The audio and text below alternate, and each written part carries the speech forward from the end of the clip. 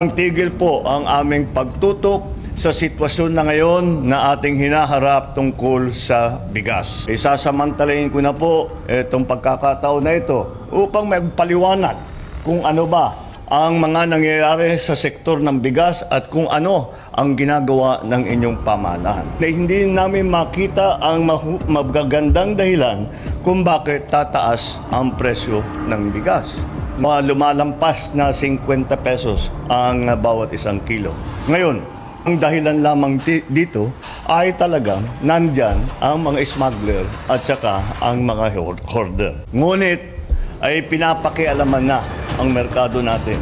Kaya't kailangan pumasok ang pamahalaan at ito nga ang aming ginawa ay tayo ay naglagay ng price para sa presyo ng bigas.